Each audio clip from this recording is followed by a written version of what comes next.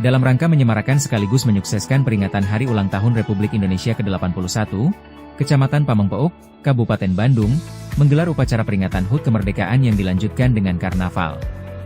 Kegiatan tersebut berlangsung meriah dan diikuti oleh unsur Muspika Kecamatan Pamengpeuk, jajaran pemerintahan, serta masyarakat. Antusiasme warga terlihat dari banyaknya peserta yang turut memeriahkan karnaval dengan berbagai kreasi dan penampilan. Camat Pamengpeuk, Agus, menyampaikan apresiasinya kepada seluruh pihak yang telah berpartisipasi dalam menyukseskan rangkaian kegiatan HUT RI ke-81.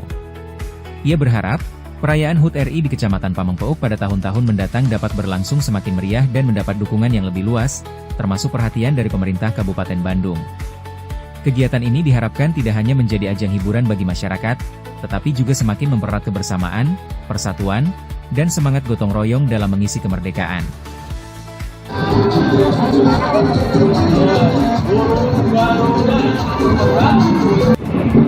Ya Bodes, semangat Bodes, naik Bodes, naik.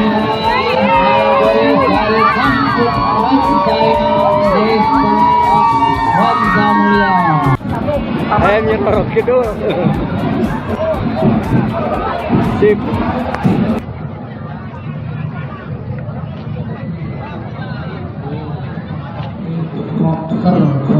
Dari Kabupaten Bandung, Herman Soni mengabarkan.